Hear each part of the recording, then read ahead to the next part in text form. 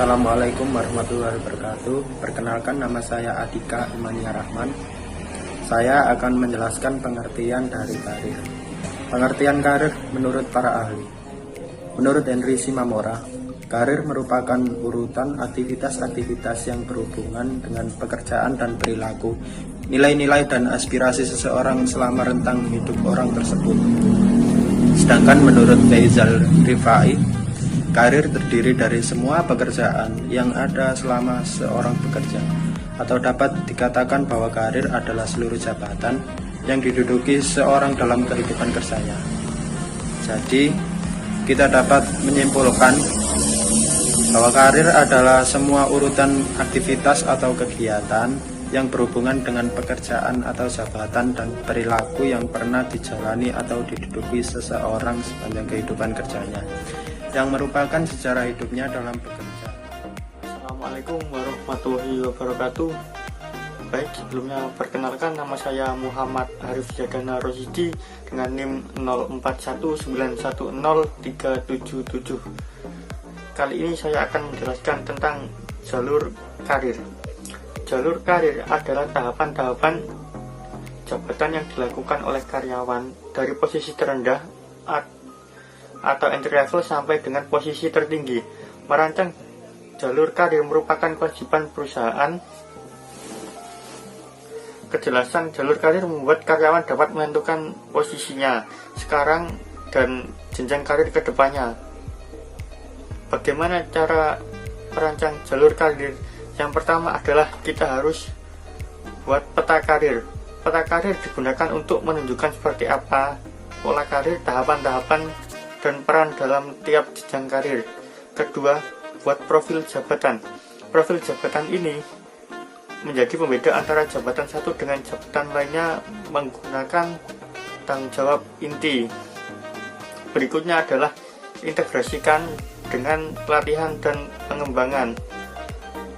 Organisasi dapat merancang jalur karir dengan mengintegrasikan dengan pengembangan karyawan. Dan yang terakhir adalah menetapkan akuntabilitas.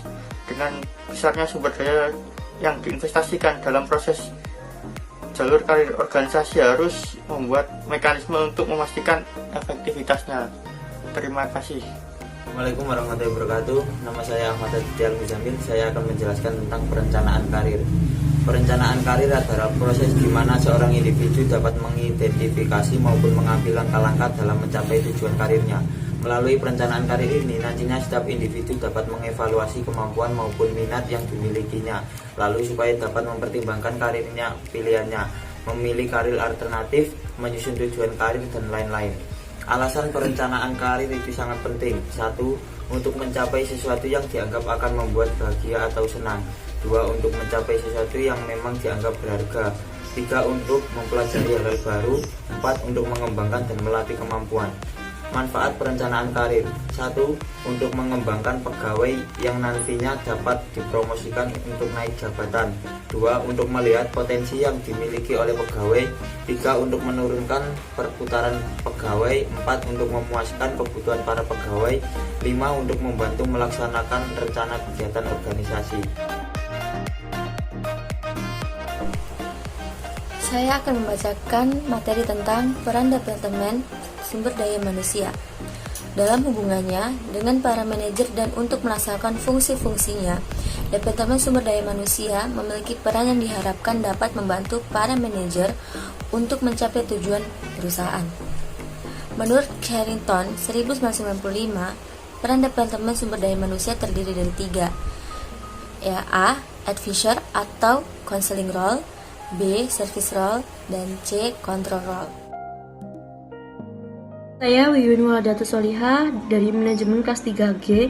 Di sini saya akan menjelaskan mengenai strategi pengembangan karir. Strategi pengembangan karir yang pertama yaitu menjadi proaktif. Menjadi karyawan atau anggota organisasi saat ini tidak dapat lagi berasumsi bahwa karir tersebut akan terus melejit naik. Kita sebagai karyawan harus bertindak strategis dengan menguasai keterampilan-keterampilan yang dapat dijual untuk memperoleh posisi yang lebih tinggi. Yang kedua yaitu menjadi CMO bagi diri sendiri. Chief Marketing Officer atau CMO bagi diri sendiri, yaitu dengan cara selalu mencoba menganalisa, memperbaiki dan meningkatkan kinerja karyawan, serta menonjol di tempat kerja. Salah satu cara menjadi unggul dalam kompetisi di perusahaan atau organisasi adalah melalui pendidikan dan pelatihan. Ada juga dikir-dikir seperti non-konvensional, misalnya lewat webinar, lokakarya, atau kursus-kursus online lainnya. Yang ketiga yaitu meminta umpan balik meskipun negatif. Individu yang akan dipromosikan dalam perusahaan atau organisasi adalah mereka yang loyal dan pekerja keras. Namun pada saat kecerdasan semakin banyak menggantikan tugas manusia dan merevolusi pasar tenaga kerja, penguasaan soft skill dan kecerdasan emosional menjadi andalan.